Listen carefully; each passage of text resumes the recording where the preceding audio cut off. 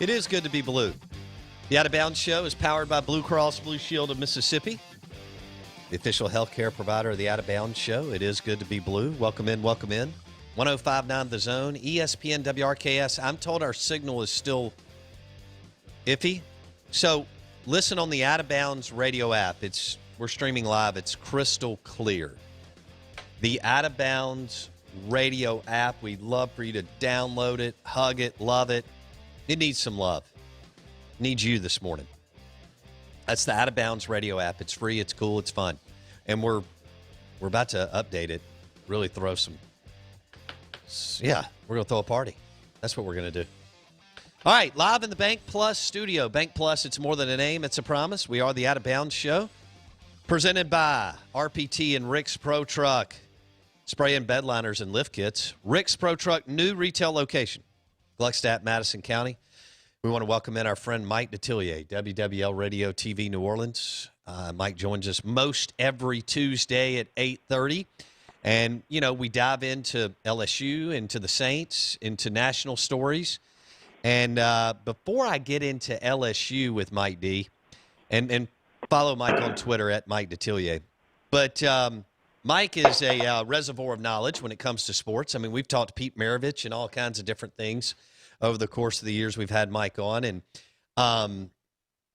John Thompson passed away this week. And I was a kid when Georgetown became a powerhouse. And I was obsessed with watching Georgetown. And our next guest knows how close John Thompson and Dale Brown were. And they cultivated this amazing friendship. So, Mike, I just wanted to get your thoughts on the legendary John Thompson. Yeah, I mean, I was like you.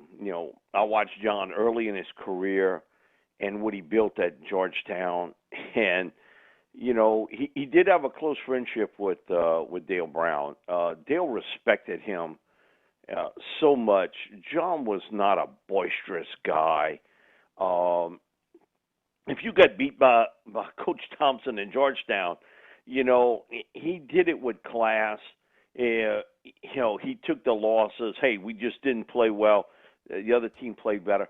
He heard that today. I mean, it's always an excuse. It's always an excuse from most of these coaches. John wasn't like that. And he had a certain side to him that he hid to the general public, and that he was this guy that he sort of liked to play with you a little bit if you were a media member. If he felt he was very closed about his team, he pretty much put the curtain down. You weren't going to get a lot of access to Georgetown players, and he was very protective of them. I think that there is something about that in an individual that you think you know him, but yet there's another side to him that's sort of playful, sort of funny. He just had another side to him as an individual that was different than the public view of John Thompson. And so, he is certainly one of the all-time greats as far as college basketball is concerned. What he did to raise the level of play and impact of what was happening out east basketball-wise. It wasn't just an ACC game of North Carolina and Duke. He put Georgetown on that, and he made it a happening. If your team played Georgetown, man, that you looked on that schedule, man, I got to go see Georgetown play. Mm-hmm. It was much-watch TV. It was must-watch if they were in your hometown to go watch them play. Oh, and man. And he became the face of the franchise. When you think about Georgetown, you might think of Patrick Ewing, but it's Thompson. It's sort of the same way, because I grew up a little bit, earlier in the fact that John Wooden was at UCLA. And you might, at that time, kind of equate UCLA he was Lou Alcindor back then, and now Kareem Abdul-Jabbar, and then Bill Walton. You kind of thought of them that way. When you think of Georgetown, it is Ewing, and it is certainly John Thompson.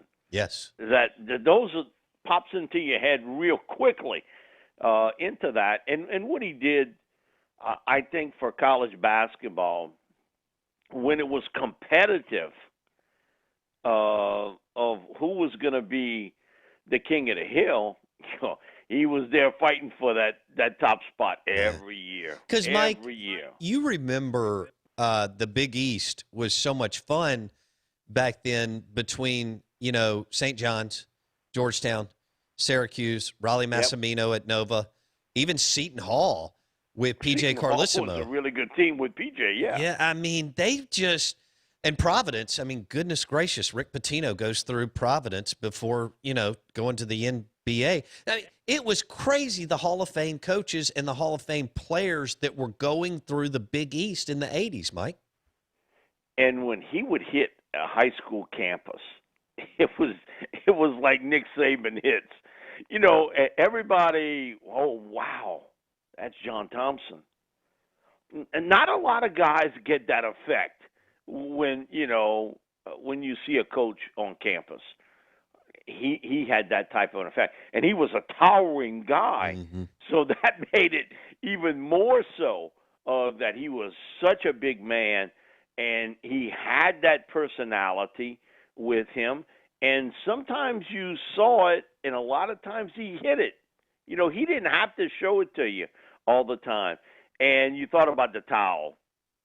That towel draped across that coat. And because I remember, back then, Tark, he would chew on that Absolutely. towel. And you sort of think about that, those sort of little quirks that coaches had.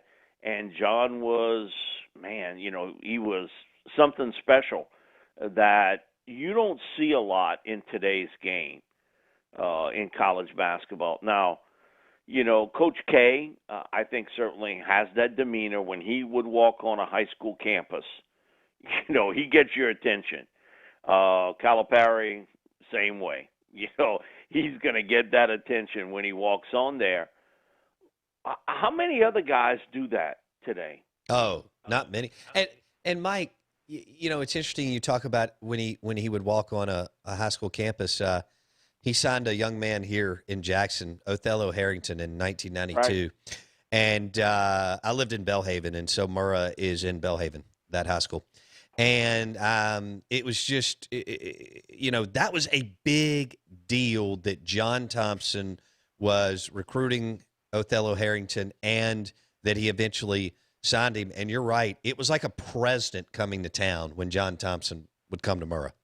Yeah, and I saw a little bit of it when I was in high school. We had a young man here, Larry Wilson, who was one of the most highly recruited basketball players in the country at that time. A McDonald's All-American, he was the MVP of the McDonald's game, and he could have went anywhere in the country he wanted to. And it was just to see that parade of coaches coming in and out of this little, southern town to come try to recruit Larry at that particular point. It's the first time, Joe B. Hall, I forget him coming there. Okay, this is the guy that took over for Adolph Rupp. Okay, and he didn't have that reputation, certainly as Rupp, but this was the head coach of Kentucky coming here to recruit Larry. That was a different world. Gene Bartow was at UCLA, and Gene came down here to recruit Larry. Larry wasn't going to leave far from home, and he didn't. But it was just funny to see all these parade of coaches coming through this little southern town, and they got your attention. And John was like that. I mean, he got your attention quickly, and in a time where, and he fought for the athletes too. I mean, he was a guy that he was one of the first coaches I can remember that sort of, I don't know if he used the term players' rights, but he sort of put it to you that, hey, listen, one day this game's going to change. This is all going to change for y'all. And he sort of put the outline that, hey, for colleges, you just be careful. You are milking this pretty hard at this point.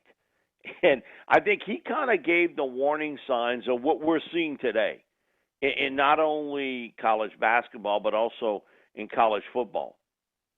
Mike Detillier on the Out of Bounds Show, ESPN 105.9 The Zone. Mike joins us on the Parrish Canebrake Brewing line, guest line. That was fun. We're going to switch gears and talk a little LSU football, but I could talk John Thompson with Mike all day. Mike, Jamar Chase. So now LSU is up to 4 players that have opted out. And I want to get your thoughts. Jamar Chase, Tyler Shelvin, Kerry Vincent, Neil Farrell. Any concern with the talent exodus going on at LSU? Well, you aren't as good today as you were a month ago. I mean, I hear some of these guys here locally, oh, next man up. What? Are you kidding me?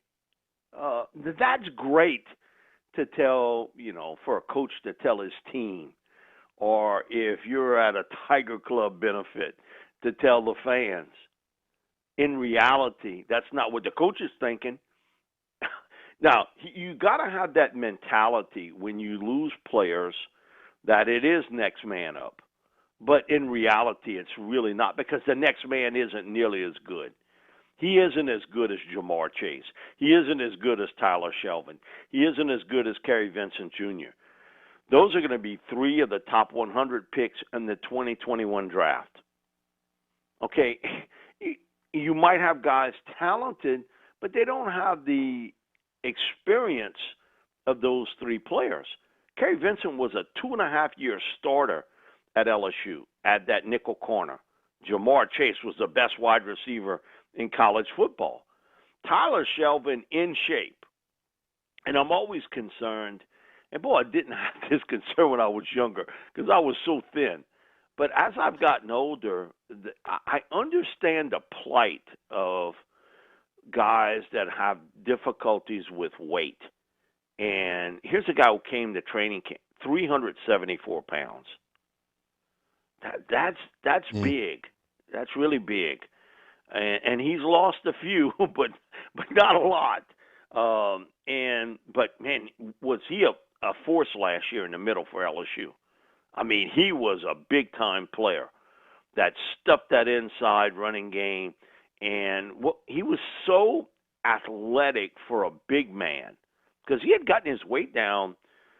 I'll say got his weight down. He was like 340 last year. He was in that range. Now, he picked up weight during the year, which is everybody as well. Now that he's not playing, he's going to pick the weight up. He picked the weight up last year when he was playing during the season. He was back up to 350 pounds. So you aren't as good. You lose talented starters, and it also affects your depth. Now, LSU's still got a talented roster, but it's not as talented as it was a month ago. And you think about Jamar because who does it affect the most? And that's Miles Brennan. 3rd and 7. Man, okay. I've got confidence Jamar's going to get open. You just put that tape on in the last 4 games of the season for LSU. He humiliated defensive backs. And guys that got picked in round 1, he was spinning them around like a top. He was a unique talent, and I look back at it throughout my years doing it. It's over 30. He is going to be the highest graded LSU wide receiver I have ever done. Wow. I think that now they've had some pretty good Michael Clayton, Odell Beckham Jr., Jarvis Landry, and he's at the tip top. He was a unique talent. He was a big play artist. He was fearless going over the middle, but it was his run after catch ability, and he stretched you. And he sized up these 4 guys late and was like, man, y'all ain't dealing with me. And he would beat you and humiliate you. so to speak, out on the field. So that's a big loss for LSU, but a really bigger loss for Miles because now you got to find someone who can be that guy.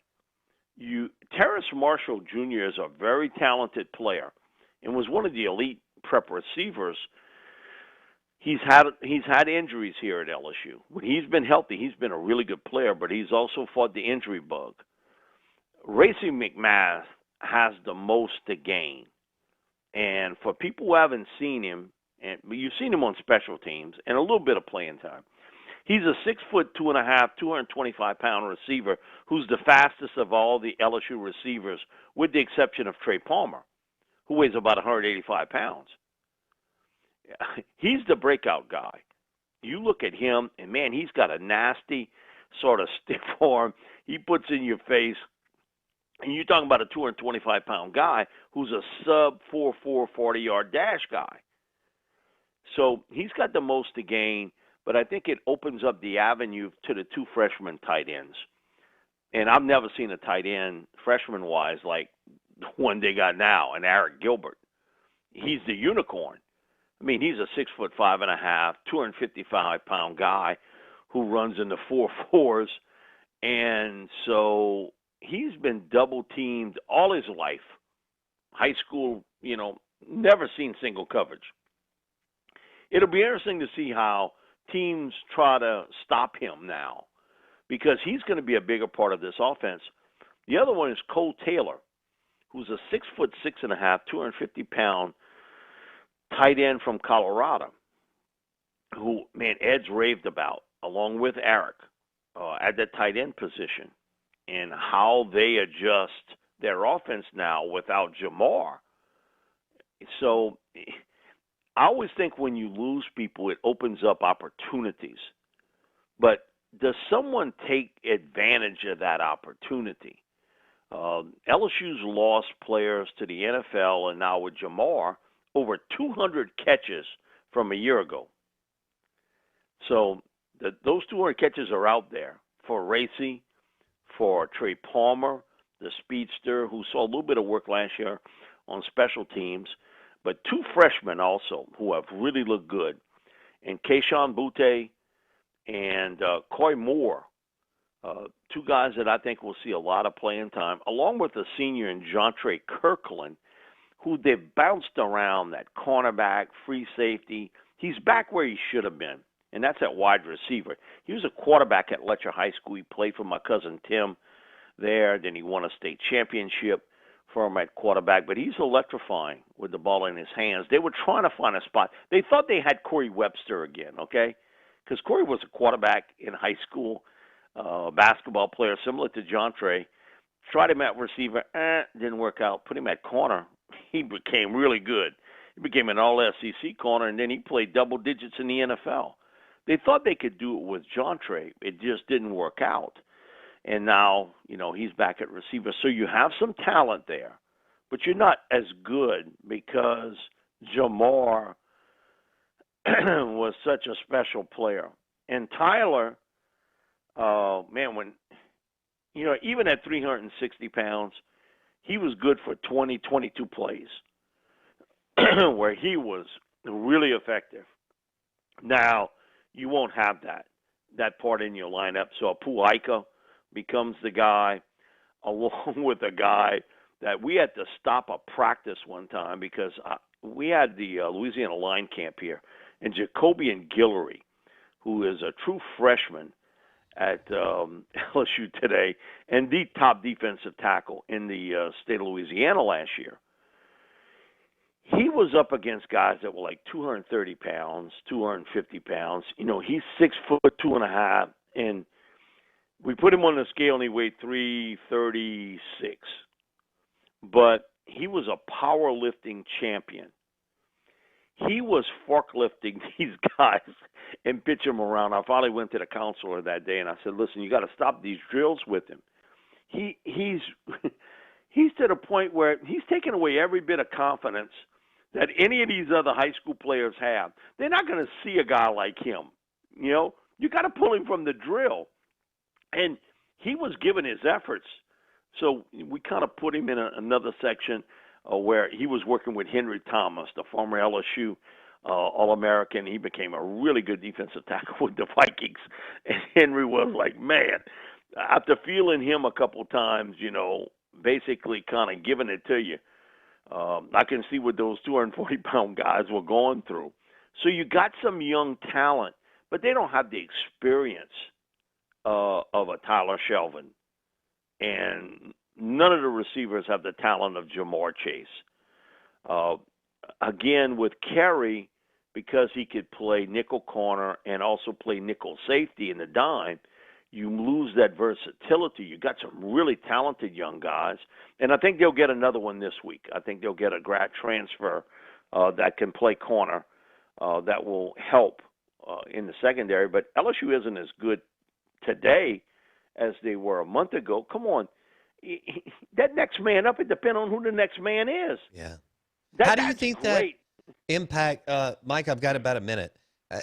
Now that we've got a 10-game SEC, look, I know LSU's still really good. Talented. But this is a different deal. 10 SEC games. In your opinion, what do you see as far as wins and losses on the schedule? I think the two pivotal games for LSU is one early against Florida in Gainesville, and then Alabama in Baton Rouge, which has been a home field advantage for Alabama. I mean, Alabama has dominated LSU in Tiger Stadium.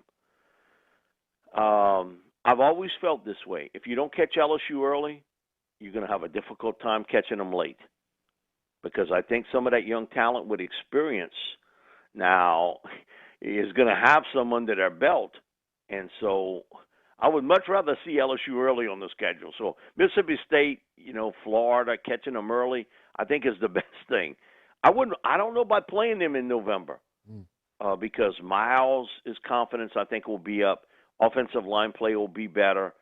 And those young receivers now are going to get some experience. But I'm just telling you, Bo, batten down the hatches for Eric Gilbert at tight end and how teams are going to have to match up against this guy, because he is a unicorn-type player. You don't see that often. And I'm talking about at LSU. He's a unicorn player, where upperclassmen are saying, I've never seen anything like that as a freshman. You got upperclassmen who have played in a national championship game saying that? You got something special there. But, again, I think those early games, you're going to have some growing pains. There it is. At Mike Detillier on Twitter. Mike D, LSU Insider, WWL Radio, TV New Orleans. He joined us on the Parish Cane Break Brewing guest line. Mike, have a super week. Thanks, bud. Thank you, Bo. Love Mike D. They're not as good as they were a month ago, and he's questioning the next man up deal. Could the Pirate make this thing really, really, really, really close and interesting in the second half, especially without 105,000 crazy people screaming their you-know-what off for LSU? Hey, the show is powered by RPT and ricksprotruck.com.